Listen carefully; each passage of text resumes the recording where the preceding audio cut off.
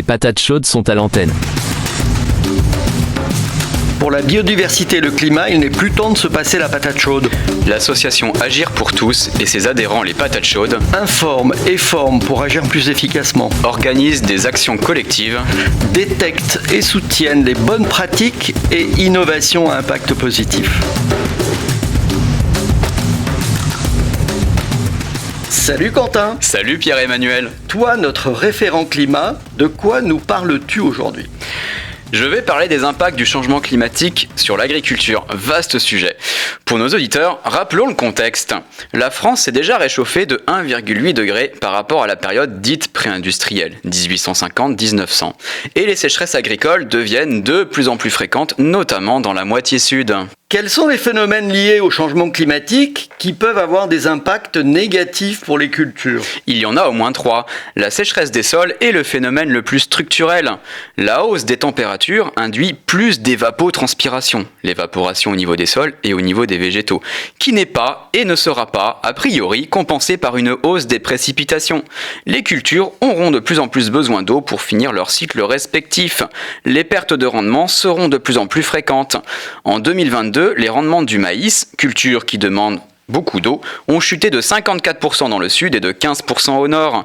Les canicules peuvent également provoquer des baisses de rendement. Comment ? En dépassant les seuils de résistance physiologique. On appelle cela le stress thermique, peu connu, à ne pas confondre avec le stress hydrique, qui est le manque d'eau.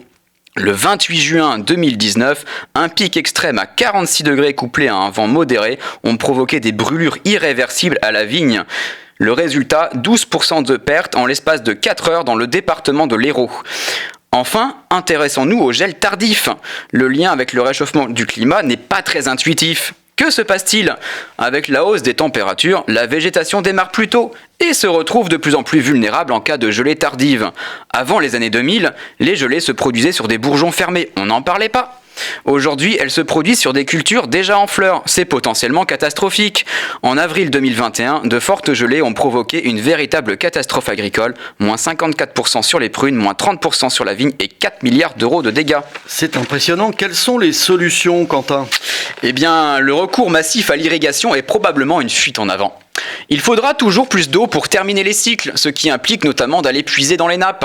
Ce n'est certainement pas viable à long terme. Il faut aussi plus de diversité. Certaines régions du monde sont hyper spécialisées, comme l'Espagne l'est avec la culture de l'olivier. Quand un événement climatique extrême se produit, tout s'effondre. Enfin, remplacer des cultures trop vulnérables par des cultures plus résistantes est une piste intéressante. L'exemple du maïs en France le prouve. Il ne sera plus rentable économiquement en raison de pertes de rendement devenues structurelles, même si on pourra toujours le cultiver. Vaste sujet. Et si on passait à l'action, comment agir dans mon quotidien ? Pierre-Emmanuel, tu vas nous parler d'alimentation aujourd'hui. D'abord avec quelques repères. Avec 25% des émissions, l'alimentation est un gros contributeur de gaz à effet de serre.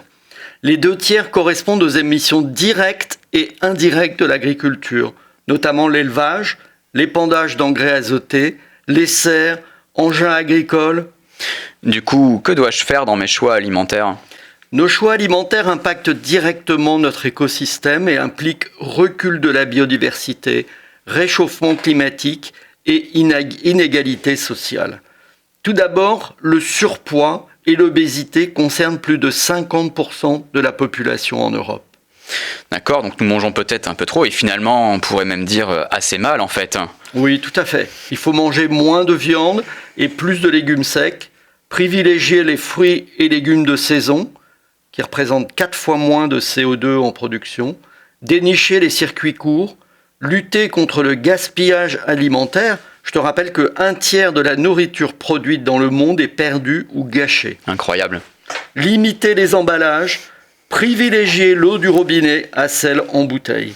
Et est-ce que je peux retrouver tous ces conseils sur le site internet d'Agir pour tous ? Oui, sur agirpourtous.org, dans la rubrique Agir dans ma vie quotidienne. Quentin, tu vas nous parler d'innovation maintenant. Oui, c'est ça, car c'est également un objectif d'Agir pour tous de détecter et soutenir les bonnes pratiques et innovations à impact. À impact, c'est-à-dire ? Celles qui vont réduire nos émissions de gaz à effet de serre ou avoir un effet positif sur la biodiversité. Et alors, quelle est ton innovation du jour ? Je vais un petit peu te parler de climatisation low-tech et passive. Quesaco. Low-tech comme utile, accessible et durable. Passive car sans électricité, ce qui évite consommation d'énergie et pollution. J'ai découvert cette invention sur le site internet Neozone, spécialisé en innovation. Le concepteur, originaire du Bangladesh en Asie du Sud, a conçu un climatiseur sans électricité et fabriqué à partir de bouteilles recyclées, l'éco-couleur. Son fonctionnement repose sur une loi physique connue sous le nom d'effet Joule-Thomson, qui permet de refroidir un gaz suite à son expansion ou sa détente rapide. Ouh là là, ça se complique. Non, pas du tout. C'est au contraire très simple. Un éco-couleur est composé de plusieurs bouteilles en plastique recyclées, coupées en deux et fixées par le goulot à un panneau solide en bois adapté à la taille d'une fenêtre. L'air chaud entre par la partie la plus large des bouteilles et se comprime en s'engageant dans le goulot. En sortant, l'air subit une détente rapide qui baisse sa température d'environ 5 degrés. Et en plus, le plan de fabrication est disponible pour tous sur Internet. Une idée précieuse dans un pays où il peut faire 45 degrés à l'ombre. Et oui. Pierre-Emmanuel, cette semaine, tu as interviewé une adhérente Agir pour tous, étonnante. Oui, je suis allé voir Isabelle du Jardin des Merveilles à Pléchâtel. On va vous écouter. Les patates chaudes sont à l'antenne. Bonjour Isabelle, peux-tu nous parler de ton Jardin des Merveilles ? Bonjour Pierre-Emmanuel. Le Jardin des Merveilles, c'est d'abord un lieu de nature sauvage. Un lieu de prairies permanentes non travaillées. L'observation de cette riche biodiversité, à la fois flore et faune, m'a vraiment donné l'envie de transmettre mes connaissances sur les plantes sauvages comestibles. Et ce jardin, comment l'as-tu organisé ? Sur une partie, j'ai créé des petits jardins de plantes aromatiques à thème, comme le jardin de la peau, le jardin de la femme, le jardin des intestins, le jardin du système nerveux. Ils me permettent de proposer des tisanes adaptées à chacun. Tu proposes également des ateliers ? Oui, j'organise des ateliers collectifs au fil des saisons. Balades de reconnaissance dans mon jardin, cuisine sauvage, vannerie au cœur de l'hiver. As-tu des offres adaptées pour les entreprises ? Oui, et c'est aussi notre projet avec Agir pour tous. Nous sommes persuadés que l'entreprise a un rôle essentiel à jouer dans la transition écologique. Mes ateliers font partie du dispositif que nous pouvons leur proposer.